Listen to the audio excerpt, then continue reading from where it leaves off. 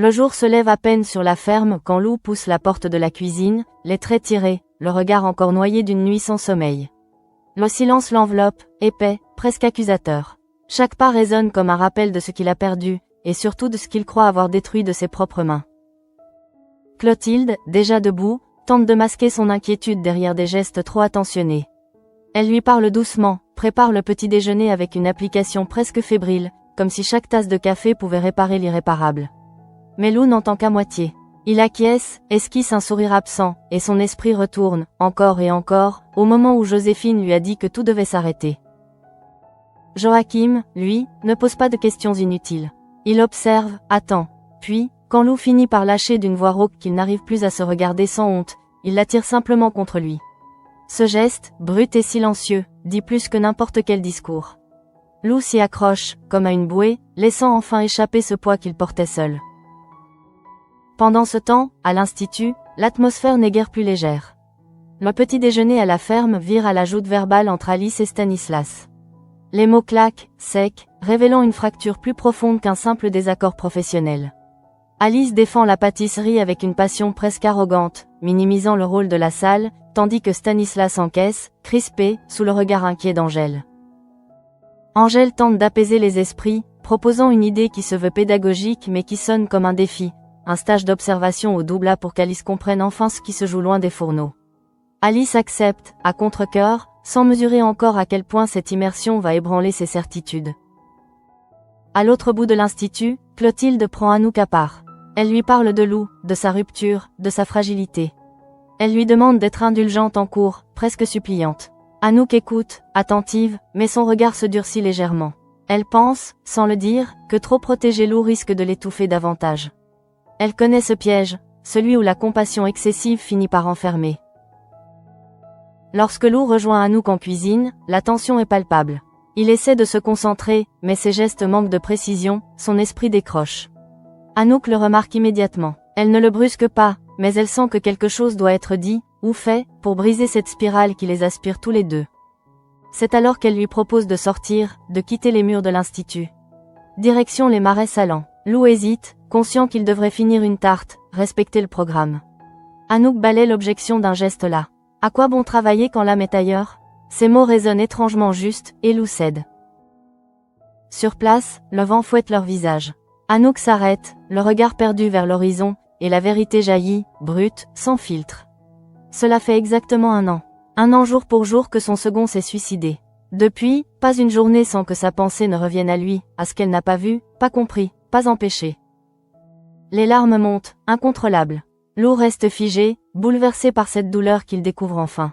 Il voudrait trouver les mots justes, mais il n'y en a pas. Alors il écoute, simplement. Anouk respire mal, la voix brisée, et dans un geste impulsif, presque désespéré, elle se dirige vers l'eau glacée. Sans réfléchir, elle se déshabille et entre dans la mer. Le froid est violent, coupant, mais elle avance quand même. Lou la suit, le cœur battant. L'eau les saisit, les force à crier, à hurler sous la surface comme pour expulser tout ce qui les ronge de l'intérieur. Ce moment, extrême et libérateur, crée entre eux un lien fragile mais intense. Quand ils ressortent, tremblants, essoufflés, quelque chose a changé. La fatigue se mêle à une étrange clarté. Ils rient nerveusement, reprennent leur souffle, et décident de retourner travailler. Comme si cette épreuve partagée avait rallumé une étincelle. De retour à l'institut, la journée se poursuit sur d'autres fronts. Au double A, une réservation mal gérée menace de dégénérer. Alice se retrouve dépassée, les clients s'impatientent. C'est Stanislas qui intervient, avec calme et efficacité, offrant un cocktail pour faire patienter. Son assurance désamorce la colère, et Alice observe, silencieuse, la maîtrise dont elle se croyait seule détentrice. Plus tard, elle le rejoint, le regard enfin honnête. Elle reconnaît ce qu'elle n'avait jamais voulu admettre, il possède des compétences qu'elle n'a pas, et dont elle aura besoin. Cette confession, simple et sincère, marque le début d'une réconciliation attendue. Ailleurs, Carla et Bérénice rentrent de leur voyage de noces pleines d'espoir. Vite refroidies en découvrant la réalité du marché immobilier. Les appartements visités sont trop chers, trop laids, trop petits. Zoé, toujours pragmatique, leur suggère d'envisager une colocation chez Tessier ou chez les Leroy, semant une nouvelle idée qui pourrait bouleverser des équilibres déjà fragiles. Joséphine, de son côté, n'arrive pas à avancer. Elle rend visite à Marc, cherchant un regard extérieur. Il la félicite pour son courage d'avoir dit stop, mais elle ne se sent pas forte. Au contraire, elle lui avoue n'avoir jamais ressenti quelque chose d'aussi intense que ce qu'elle vivait avec Lou. Ces mots trahissent une douleur encore vive, loin d'être apaisée par la rupture. La nuit tombe sur l'institut, et en cuisine, le froid persiste. Lou grelotte. Pour se réchauffer, il se sert un alcool fort. Anouk l'imite, sans réfléchir. Le feu du liquide dans leur gorge contraste avec la morsure du froid, et peu à peu, la chaleur revient, lourde, étourdissante. Anouk retire une couche, se retrouve en débardeur, et leurs regards se croisent, chargés d'une tension nouvelle. Ils essaient de plaisanter, de rester professionnels, mais quelque chose leur échappe. Les gestes se rapprochent, les silences s'allongent. Dans cette cuisine désormais presque vide, l'instant devient dangereux. Et, sans qu'ils ne le sachent encore, un regard extérieur se pose sur eux, invisible, prêt à transformer ce moment fragile en scandale. La cuisine s'est vidée peu à peu, laissant derrière elle une chaleur lourde et un silence chargé de sous-entendus.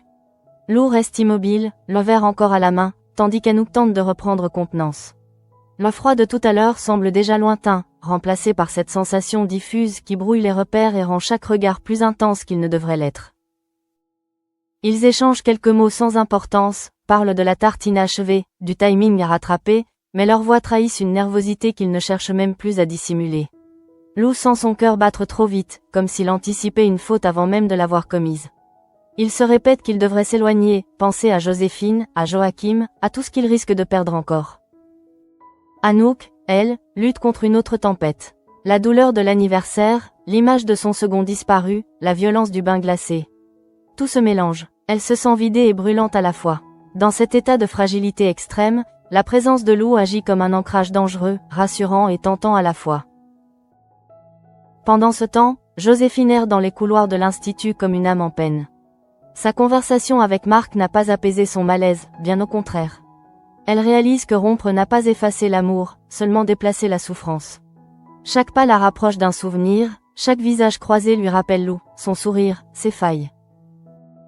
Elle s'interroge sans cesse sur sa décision. Était-ce vraiment du courage, ou une fuite déguisée?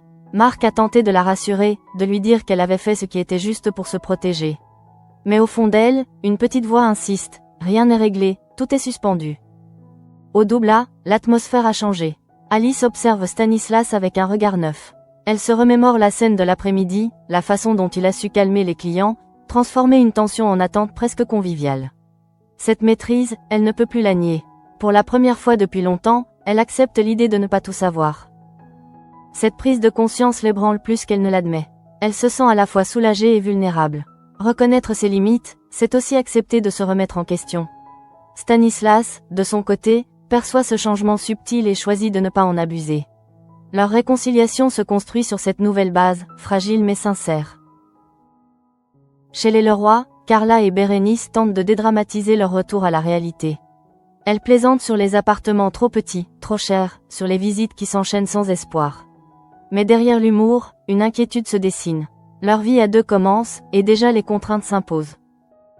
Zoé, fidèle à elle-même, observe et analyse. Elle voit dans cette situation une occasion de rapprocher les gens, quitte à provoquer quelques étincelles. Sa suggestion de colocation n'est pas anodine. Elle sait que partager un toit peut révéler bien plus que de simples problèmes logistiques. En cuisine, Lou finit par poser son verre. Le silence entre lui et Anouk devient presque insoutenable. Ils se regardent, conscients qu'un pas de plus les ferait basculer. Lou murmure qu'il devrait arrêter là, reprendre le travail sérieusement. Ces mots sonnent faux, comme une tentative tardive de se rassurer lui-même. Anouk hoche la tête, mais son regard dit autre chose. Elle s'approche pour attraper un ustensile, frôle Lou sans le vouloir. Ce contact infime agit comme une décharge.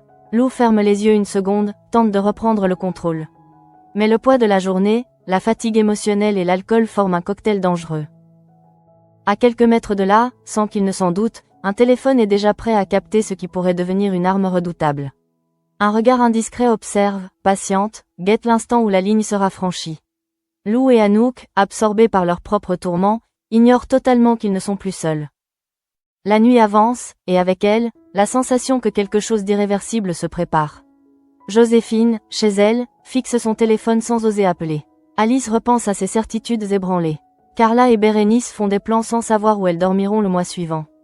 Et Lou, au cœur de la cuisine, sent que chaque seconde qui passe l'éloigne un peu plus de la personne qu'il était encore hier.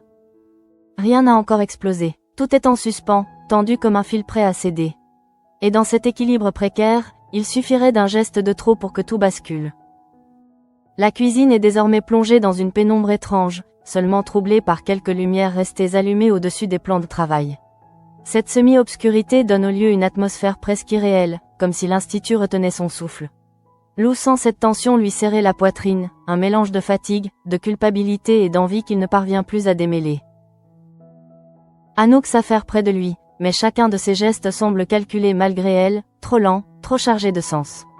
Elle tente de se concentrer sur une tâche simple, de retrouver une forme de normalité, mais ses pensées la ramènent sans cesse à la mer glacée, à ce cri libérateur qu'ils ont partagé, à ce moment où elle s'est sentie comprise sans avoir à se justifier. Lou, de son côté, lutte intérieurement. Il se répète que ce qu'il ressent n'est qu'un contre-coup de la journée, une illusion née de la fragilité d'Anouk et de la sienne. Pourtant, chaque fois qu'il croise son regard, cette certitude vacille. Il se sent attiré par elle comme par un refuge dangereux, conscient que s'y abriter pourrait le condamner davantage. Ils échangent quelques phrases banales, mais le malaise est palpable. L'alcool continue de diffuser sa chaleur trompeuse, dissolvant peu à peu les dernières barrières. Anouk rit nerveusement, un rire trop fort, presque pour masquer le tremblement qui la traverse. Lou la regarde, fasciné malgré lui par cette femme qu'il croyait connaître, mais qui se dévoile sous un jour nouveau, plus vulnérable, plus humaine. Pendant ce temps, loin de la cuisine, Joséphine tourne en rond dans son appartement. Elle s'assoit, se relève, consulte son téléphone, le repose. Chaque notification manquée la fait sursauter. Elle pense à Lou, se demande s'il va bien, s'il a enfin trouvé le sommeil. Elle se reproche d'être partie sans se retourner, mais se rappelle aussi pourquoi elle l'a fait. Cette oscillation permanente entre regret et soulagement l'épuise.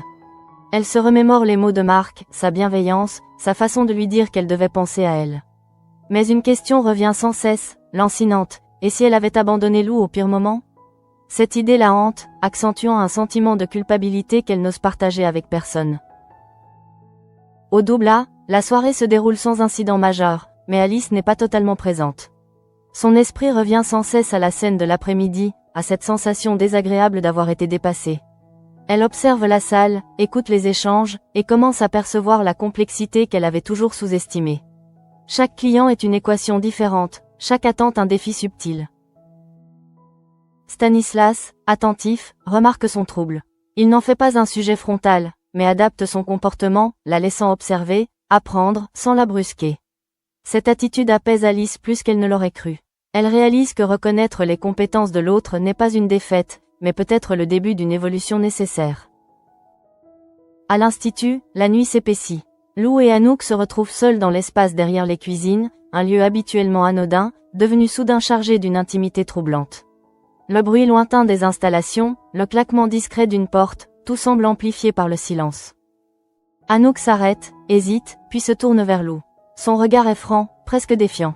Elle ne dit rien, mais tout est là. Lou comprend qu'ils sont arrivés à ce point de non-retour où les mots deviennent inutiles. Il pourrait encore s'éloigner, trouver une excuse, mettre fin à cette proximité dangereuse. Pourtant, il reste. Le premier baiser est maladroit, presque hésitant. Il n'a rien de romantique. C'est un geste impulsif, chargé de tensions accumulées, de douleurs partagées. Anouk recule d'abord, surprise par sa propre audace, puis se laisse aller. Ce contact, bref mais intense, fait voler en éclats les dernières résistances de Lou. Il se sent immédiatement envahi par une vague de culpabilité, mais aussi par une sensation d'apaisement qu'il n'avait pas ressentie depuis des jours. Anouk, elle, ferme les yeux, comme pour s'abandonner à cet instant sans penser aux conséquences. Elle ne cherche pas à oublier son second, ni à remplacer qui que ce soit. Elle cherche juste à ne plus être seule avec sa douleur. Il se rapproche encore, incapable de reculer. Le monde extérieur semble s'effacer, réduit à une rumeur lointaine. Dans ce moment suspendu, ils cèdent à une tentation qu'ils savent pourtant lourde de conséquences. Derrière les cuisines, à l'abri des regards qu'ils croient absents, ils franchissent une limite irréversible. Mais ce qu'ils ignorent, c'est qu'un regard extérieur les observe. Quelqu'un, tapi dans l'ombre, a sorti son téléphone. Les gestes, les silhouettes, les instants les plus intimes sont captés sans bruit, sans qu'aucun d'eux ne s'en rende compte. Cette présence invisible transforme leur élan en une future arme, prête à éclater au grand jour. Lorsque tout s'apaise, la réalité revient brutalement. Anouk se détache la première, comme si un voile se levait soudain devant ses yeux. Elle prend conscience de ce qu'ils viennent de faire, du contexte, de la fragilité de Lou, de sa propre responsabilité. Lou, lui, reste figé, partagé entre la honte et une étrange tendresse. Ils ne se parlent presque pas. Les mots seraient trop lourds, trop compliqués. Anouk remet sa veste, évite le regard de Lou, comme si elle craignait d'y lire un reproche ou une attente qu'elle ne saurait combler. Lou comprend qu'il n'y aura pas de justification, pas de promesse. Ce n'était pas une histoire, mais un instant. En quittant l'arrière des cuisines, chacun emporte avec lui un poids nouveau. Lou sent déjà la culpabilité l'écraser davantage, se demandant comment il pourra regarder Joachim en face, comment il pourra supporter l'idée d'avoir trahi, même involontairement, ce qu'il ressent encore pour Joséphine. Anouk, de son côté, marche d'un pas rapide, comme pour fuir ses propres pensées. Elle sait que ce moment ne la guérira pas. Elle a simplement déplacé sa douleur, la partagée, sans pour autant la faire disparaître. Et elle redoute déjà le regard que Lou portera sur elle le lendemain. Dans l'ombre, le téléphone se range dans une poche. La vidéo est là, complète, compromettante. Celui ou celle qui l'a filmée sait désormais tenir un pouvoir immense entre ses mains. Il ne reste plus qu'à choisir le moment opportun pour s'en servir. La nuit s'achève sur cette menace silencieuse. Rien n'a encore éclaté, mais les bases d'un scandale sont posées. Et lorsque le jour se lèvera, aucun des protagonistes ne pourra imaginer à quel point cet instant volé va bouleverser leur vie. L'aube arrive sans douceur, comme un rappel brutal à la réalité. Lou ouvre les yeux avec la sensation d'avoir dormi à peine quelques minutes. La lumière pâle qui filtre par la fenêtre n'apaise rien, elle éclaire au contraire chaque recoin de sa culpabilité. Son corps est lourd, son esprit saturé d'images qu'il voudrait effacer, mais qui reviennent, insistantes. Il se lève en silence, redoutant déjà les regards. Chaque geste est lent, presque mécanique. Dans la cuisine de la ferme, Joachim est là, fidèle à son habitude matinale.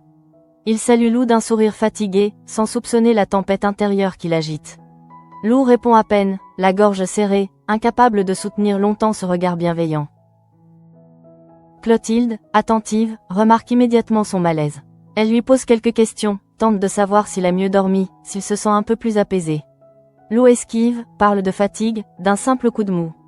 Il ment mal, mais personne n'insiste. Le silence s'installe, lourd de non-dits. À l'institut, Anouk traverse les couloirs d'un pas rapide, évitant soigneusement la cuisine. Elle se répète qu'il faut rester professionnel, que ce qui s'est passé doit rester enfermé dans une parenthèse qu'elle seule contrôlera. Pourtant, chaque bruit, chaque voix lui rappelle l'instant de la veille, et son estomac se noue. Elle croise quelques élèves, répond brièvement, esquisse des sourires qui ne trompent qu'en apparence. En elle, la confusion domine. Elle ne sait plus si elle doit se reprocher d'avoir cédé, ou s'en vouloir d'avoir entraîné Lou dans cette chute. La douleur de son deuil, qu'elle croyait momentanément apaisée, revient avec une intensité redoublée. Pendant ce temps, Joséphine se réveille avec un pressentiment étrange. Une angoisse diffuse l'envahit sans raison précise. Elle prend son téléphone, hésite à appeler Lou, puis renonce. Elle se dit qu'elle doit tenir, ne pas rouvrir une plaie encore vive. Pourtant, quelque chose lui échappe, comme si une vérité invisible se préparait à la frapper. Elle se rend à l'institut plus tard que prévu, le cœur serré. En croisant quelques regards, elle perçoit une tension inhabituelle, un murmure latent qu'elle ne parvient pas à identifier. Elle se demande si ce malaise est le sien ou s'il flotte réellement dans l'air. Au double A, la journée commence sous le signe de l'observation. Alice s'efforce d'appliquer ce qu'elle a appris la veille, attentive à chaque détail, à chaque interaction. Elle se surprend à analyser les réactions des clients, à anticiper leurs attentes, comme Stanislas l'aurait fait. Cette prise de conscience la déstabilise, mais l'oblige aussi à grandir. Stanislas, discret, la laisse faire, prêt à intervenir si nécessaire.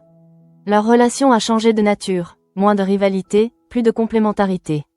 Alice sent qu'elle franchit un cap, même si cela implique de remettre en question une partie de son identité professionnelle. De retour en cuisine, Lou finit par apercevoir Anouk au détour d'un couloir. Leurs regards se croisent brièvement, puis se détournent aussitôt. Aucun mot n'est échangé, mais tout est dit. Cette distance nouvelle, presque glaciale, lui fait l'effet d'un coup. Il réalise que ce silence est peut-être la seule issue possible, mais il n'en souffre pas moins. Il tente de se plonger dans le travail, de se concentrer sur des gestes précis, familiers. Pourtant, son esprit vagabonde. Il repense à Joachim, à la confiance qu'il lui accorde, à Joséphine, à ce qu'il ressent encore pour elle. La honte le submerge, et il se demande s'il mérite encore le soutien de ceux qui l'entourent. Anouk, de son côté, se réfugie dans une rigueur presque excessive. Elle corrige, supervise, évite toute conversation superflue. Cette carapace professionnelle est un rempart fragile, mais nécessaire pour ne pas s'effondrer. Elle sait que le moindre faux pas pourrait tout faire basculer. Dans un coin de l'institut, loin des regards, un téléphone est consulté à nouveau. La vidéo est là, intacte, preuve silencieuse d'une nuit qui ne devait appartenir qu'à 2 personnes. Celui ou celle qui l'a filmé observe les images, jauge leur impact, savoure ce pouvoir naissant. Rien n'est encore partagé, mais l'intention se précise. La tension monte imperceptiblement. Les conversations se chargent d'une nervosité diffuse, comme si chacun pressentait qu'un événement imminent allait bouleverser l'équilibre fragile de l'institut. Lou le ressent sans pouvoir l'expliquer. Une inquiétude sourde l'accompagne, lui donnant l'impression d'être constamment observée. Joséphine, en fin de journée, se retrouve face à Lou par hasard. Le moment est bref, presque banal, mais chargé d'émotions. Ils échangent quelques mots polis, sans aborder l'essentiel. Joséphine remarque son trouble, mais n'ose pas poser de questions. Lou, lui, ressent un pincement douloureux, conscient qu'un fossé s'est creusé entre eux. Lorsque la nuit tombe de nouveau, chacun rentre chez soi avec un poids supplémentaire. Anouk s'assoit seule, incapable de trouver le sommeil. Lou tourne en rond, hanté par la peur d'être découvert. Joséphine tente de se convaincre qu'elle a fait le bon choix. Et dans l'ombre, la menace se précise, prête à surgir au moment le plus cruel. Rien n'a encore éclaté, mais l'équilibre est plus fragile que jamais. Le moindre faux pas pourrait transformer le silence en scandale, et les regrets en désastre. La journée s'étire avec une lenteur presque insupportable, comme si le temps lui-même cherchait à éprouver les nerfs de chacun. À l'institut, rien n'a encore explosé, et pourtant tout semble prêt à le faire. Les sourires sont plus rares, les échanges plus brefs, et derrière chaque regard se cache une tension diffuse que personne n'ose nommer. Lou ressent cette pression dès les premières heures. Il a l'impression d'avancer sur un sol instable, craignant à chaque pas qu'un détail insignifiant ne trahisse son trouble intérieur.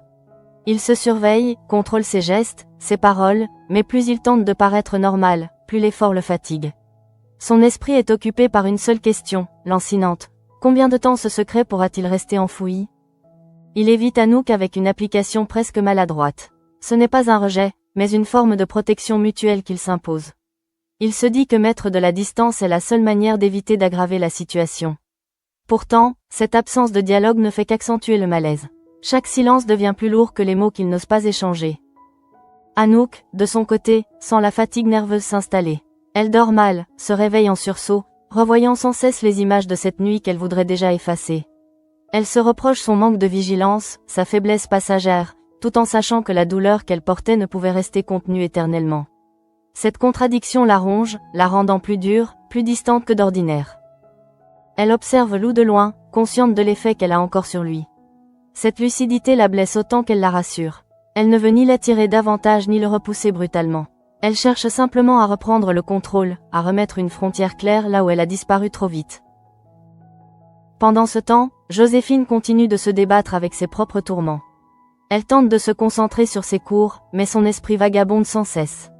Chaque fois qu'elle croise Lou, elle ressent une tension étrange, comme si quelque chose avait changé sans qu'elle puisse en identifier la cause. Elle se demande s'il souffre encore autant qu'elle, ou s'il a déjà trouvé une manière d'aller de l'avant. Cette incertitude la fragilise. Elle se surprend à guetter ses réactions, à analyser la moindre de ses attitudes, cherchant inconsciemment un signe, une confirmation ou un apaisement. Mais Lou reste fermé, presque fuyant, ce qui ne fait qu'accentuer son malaise. Elle interprète ce comportement comme une preuve de distance définitive, sans imaginer ce qui se cache réellement derrière. Au double A, la tension est d'une autre nature, mais tout aussi palpable. Alice continue son observation attentive, consciente que chaque erreur pourrait la discréditer à ses propres yeux. Elle se rend compte que gérer une salle ne se résume pas à suivre des règles, c'est un équilibre subtil entre écoute, anticipation et fermeté. Cette prise de conscience la déstabilise profondément. Stanislas, toujours attentif, sent que cette journée est décisive pour elle. Il choisit de la soutenir sans l'infantiliser, lui laissant l'espace nécessaire pour expérimenter, se tromper, corriger. Leur complicité naissante se construit sur ce respect mutuel, encore fragile mais sincère. Alice sent qu'elle progresse, mais cette évolution l'oblige aussi à renoncer à une certaine forme de contrôle qu'elle croyait indispensable. À l'institut, les rumeurs commencent à circuler, diffuses, imprécises. Rien de concret, seulement des murmures, des regards appuyés, des silences qui en disent long. Lou perçoit ces frémissements comme un signal d'alarme. Il se demande si quelqu'un a remarqué quelque chose, s'il a été trop imprudent. Chaque éclat de rire derrière lui semble suspect, chaque conversation interrompue à son approche le met sur la défensive. Anouk ressent la même chose. Elle capte ces micro-tensions, ces attitudes ambiguës, sans pouvoir les relier à un fait précis. Elle se dit que c'est peut-être son imagination, nourrie par la culpabilité. Mais une petite voix intérieure insiste, ce malaise collectif n'est pas anodin. Dans l'ombre, la personne qui détient la vidéo observe la situation avec une attention presque clinique. Elle sait que le simple fait d'attendre augmente la valeur de ce qu'elle possède. Chaque minute de silence renforce la portée future de cette révélation. Elle savoure ce pouvoir silencieux, consciente qu'elle tient entre ses mains la capacité de faire basculer plusieurs vies. La vidéo est visionnée encore une fois, non par plaisir, mais pour en mesurer l'impact. Les images sont claires, sans équivoque. Elle raconte une histoire que Lou et Anouk auraient voulu garder secrète, une histoire qui, sortie de son contexte, pourrait être jugée sans nuance.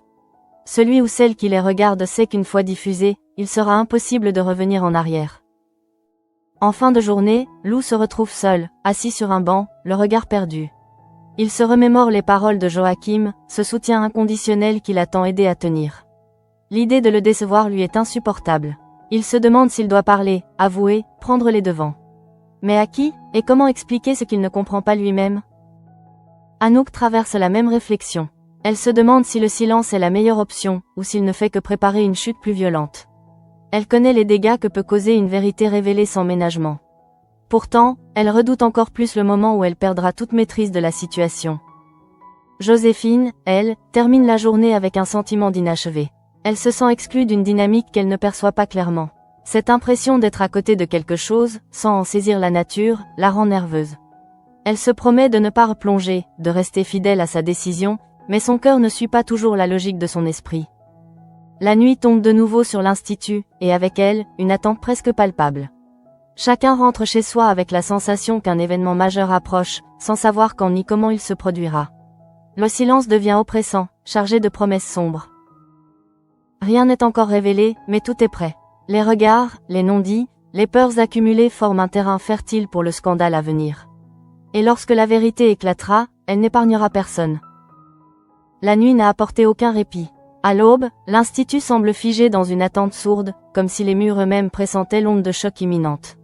Lou arrive plus tôt que d'habitude, espérant se fondre dans le décor avant que les regards ne s'accrochent à lui. Mais cette stratégie ne fait qu'amplifier son malaise. Chaque pas résonne trop fort, chaque porte qui s'ouvre lui donne l'impression d'être découvert. Il s'installe en cuisine, se force à une concentration presque douloureuse. Les gestes sont précis, appliqués, mais mécaniques. Son esprit, lui, reste prisonnier d'un scénario obsédant. Et si quelqu'un parlait? Et si une preuve existait déjà? Cette peur diffuse s'ajoute à la culpabilité, rendant l'air irrespirable. Il repense à Joachim, à la confiance simple et solide qu'il lui a accordée, et sent une boule se former dans sa gorge. Anouk arrive plus tard, volontairement. Elle a longuement hésité avant de franchir les portes de l'institut, se demandant si elle n'aurait pas dû prendre une journée pour souffler. Mais fuir serait admettre une faute qu'elle refuse encore de définir. Elle avance d'un pas assuré en apparence, mais ses épaules sont crispées, son regard vigilant. Lorsqu'elle croise Lou, l'échange est bref, presque inexistant. Un signe de tête, une distance respectée à l'excès. Cette retenue, si elle est nécessaire, leur fait pourtant plus de mal qu'un affrontement. Chacun interprète le silence de l'autre comme un reproche implicite, un jugement muet qui alourdit encore la situation. Autour d'eux, les élèves sentent bien que quelque chose cloche. Les conversations s'interrompent quand Lou passe, puis reprennent à voix basse. Rien de précis, seulement des impressions, des intuitions. Mais Lou capte cette atmosphère électrique et son angoisse monte d'un cran. Il se surprend à scruter les visages, à chercher un indice, un signe de menace. Joséphine, de son côté, ne parvient plus à ignorer son malaise. Elle observe Lou de loin, note sa nervosité inhabituelle, son regard fuyant. Elle se demande si elle n'a pas fait une erreur en le laissant seul avec sa détresse. Une part d'elle brûle de lui parler, de lui demander ce qui ne va pas. Mais une autre part, plus fière, plus blessée, la retient. Elle se réfugie dans le travail, mais ses pensées la trahissent sans cesse. Elle a la sensation d'être exclue d'une vérité qui la concerne pourtant au premier chef. Ce sentiment d'écart la rend irritable, vulnérable. Elle se surprend à imaginer des scénarios qu'elle balaie aussitôt, sans jamais deviner l'ampleur de ce qui se joue réellement. Au double A, la tension se manifeste différemment. Alice commence à ressentir les effets de sa remise en question. Elle doute, hésite, mais avance. Chaque interaction avec un client devient une leçon. Stanislas observe, encourage discrètement, conscient que cette phase est essentielle. Leur relation se renforce, nourrie par cette reconnaissance mutuelle qui semblait impossible quelques jours plus tôt. Pourtant, même ici, une nervosité diffuse s'infiltre. Les rumeurs de l'Institut ne restent jamais confinées longtemps, et Alice perçoit des regards appuyés, des questions indirectes. Elle sent que quelque chose couve, sans parvenir à en cerner la nature. Cette incertitude ajoute à la fatigue générale. Dans l'ombre, le détenteur de la vidéo fait son choix. Le moment n'est pas encore venu, mais il approche. La décision n'est pas impulsive, elle est calculée, froide. Diffuser trop tôt réduirait l'impact. Attendre encore, c'est laisser la pression monter, s'assurer que la chute sera plus brutale. Cette attente est presque jouissive, tant le pouvoir qu'elle confère est grand. Le téléphone vibre une fois, puis reste silencieux. La vidéo est prête, sauvegardée, protégée. Une assurance contre toute tentative de négociation future. Celui ou celle qui la possède sait qu'une fois l'image révélée, il sera impossible de revenir en arrière. Les conséquences seront irréversibles. Lou, ignorant toute cette préparation, sent pourtant que quelque chose se rapproche. Il se surprend à envisager l'aveu comme une issue possible. Dire la vérité avant qu'elle ne soit arrachée. Mais à qui? À Joachim? À Clotilde? À Joséphine? Chaque option lui semble pire que la précédente. Il craint autant la condamnation que la déception silencieuse. Anouk traverse une crise similaire. Elle se demande si elle ne devrait pas prendre les devants, poser des limites claires, expliquer ce qui s'est passé avant que d'autres ne s'en emparent. Mais elle connaît trop bien le regard des autres, prompt à juger sans comprendre. Cette perspective la paralyse, la pousse à se refermer davantage. La fin de journée approche, et avec elle une tension presque insoutenable. Les couloirs se vident lentement, mais l'électricité reste palpable. Lou sent son cœur battre plus vite à chaque notification qui s'affiche sur son téléphone, même quand il ne s'agit de rien d'important. Chaque vibration devient une menace potentielle. Joséphine, quant à elle, ressent un besoin irrépressible de vérité. Elle se promet qu'elle parlera à Lou dès que l'occasion se présentera, qu'elle refusera désormais les silences qui la blessent. Elle ignore que ce dialogue risque d'arriver trop tard, balayé par une révélation bien plus violente.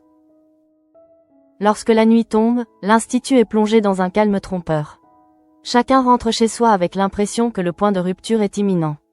Les non-dits s'accumulent, lourds, prêts à exploser au moindre choc. Et quelque part, dans l'obscurité, un simple geste, l'envoi d'une vidéo, attend son heure. Cette attente, tendue et cruelle, annonce un lendemain où plus rien ne pourra être caché. La journée s'achève dans une atmosphère presque irréelle, comme si chacun avançait dans un décor figé, prêt à s'effondrer au moindre souffle. Lou sent cette pression écrasante peser sur ses épaules, une certitude obscure que quelque chose va lui échapper. Il tente de se convaincre que le pire n'arrivera pas, que cette nuit derrière les cuisines restera un secret honteux mais enterré. Pourtant, son instinct lui murmure l'inverse. Anouk, elle, s'enferme dans un silence encore plus rigide. Elle se répète qu'elle doit tenir, ne rien laisser transparaître, car une seule fissure suffirait à tout révéler. Mais plus elle se contrôle, plus la tension la consume. Elle a la sensation que chaque regard posé sur elle est un soupçon, que chaque mot anodin cache une intention. Cette paranoïa la fatigue, l'isole, et accentue sa solitude. Joséphine, de son côté, sent que quelque chose lui échappe définitivement. Elle surprend des silences trop lourds, des regards qui se détournent. Lorsqu'elle croise Anouk, une intuition fulgurante la traverse, sans qu'elle puisse la formuler clairement. Elle ne comprend pas encore, mais elle pressent une trahison plus profonde que ce qu'elle avait imaginé. Son cœur se serre, partagé entre la colère et la peur de découvrir une vérité irréversible. Dans l'ombre, le téléphone est enfin sorti de sa poche. Celui ou celle qui détient la vidéo hésite une fraction de seconde, puis tranche. Ce qui va être envoyé ne pourra jamais être repris. Ce n'est plus seulement une preuve, mais une arme. Un simple geste, presque banal, suffit à déclencher la tempête. Lorsque la vidéo commence à circuler, l'effet est immédiat, brutal. Les premiers regards changent, les murmures se transforment en chuchotements nerveux. Lou sent la rumeur avant même d'en connaître la source. Il perçoit ce glissement imperceptible, cette distance nouvelle dans les attitudes. Son téléphone vibre, et cette fois, il sait que ce n'est pas anodin. Anouk reçoit elle aussi une notification. Son sang se glace lorsqu'elle comprend. Elle n'ouvre pas tout de suite la vidéo, comme si repousser l'évidence pouvait encore la sauver. Mais le mal est fait. Elle sait que ce qu'ils ont vécu, qu'elle croyait intime malgré l'erreur, est désormais exposé, déformé, livré au regard des autres. Lou finit par voir les images. Le choc est violent, presque physique. Il se reconnaît Anouk, et comprend que leur secret n'a plus rien de privé. Une vague de honte et de panique l'envahit. Il pense immédiatement à Joachim, à Clotilde, à Joséphine. Il imagine leur réaction, leur incompréhension, leur douleur. Cette pensée lui donne envie de disparaître. Joséphine, lorsqu'elle découvre la vidéo, sent le sol se dérober sous ses pieds. Les images parlent d'elles-mêmes, sans nuance, sans contexte. Elle ressent une trahison absolue, mêlée à une douleur presque insupportable. Ce qu'elle craignait sans l'oser s'est matérialisé sous ses yeux. La rupture n'était donc pas seulement une fin, mais le début d'une autre histoire dont elle est exclue. À l'institut, le scandale éclate. Les regards se font lourds, les conversations s'arrêtent brutalement quand Lou ou Anouk passent. Personne n'ose les confronter directement, mais le jugement est là, silencieux, implacable. Lou se sent nue, exposée, incapable de se défendre face à des images qui semblent tout dire, mais ne racontent rien de leur douleur. Anouk, quant à elle, lutte pour garder la tête haute. Elle refuse de se justifier, convaincue que toute explication serait vaine. Elle sait que la vidéo ne montre qu'un instant, sans la souffrance, sans le contexte, sans cette fragilité partagée qui les a conduits à cette faute. Mais elle comprend aussi que personne ne cherchera à entendre cette vérité-là. Joséphine affronte Lou du regard, sans un mot. Ce silence est plus violent que n'importe quelle accusation. Lou voudrait parler, expliquer, s'excuser, mais il sent que rien ne pourra effacer ce qu'elle a vu. La fracture est définitive. Cette prise de conscience l'anéantit. Joachim et Clotilde ne sont pas encore au courant, mais Lou sait que ce n'est qu'une question de temps. Il redoute plus que tout leur réaction, non par peur de la colère, mais par crainte de la déception. Cette perspective lui est insupportable. Il réalise que ce qu'il a commis dépasse largement une simple erreur personnelle. La nuit tombe sur l'institut dans un silence pesant. Plus rien ne sera jamais comme avant. Le scandale a laissé une trace indélébile, brisant des équilibres, révélant des failles, et exposant des blessures que chacun devra désormais affronter au grand jour. Et alors que Lou, Anouk et Joséphine rentrent chacun de leur côté, seuls avec leurs pensées, une certitude s'impose. Cette vidéo n'est pas une fin, mais le début d'un enchaînement de conséquences qui pourrait tout emporter.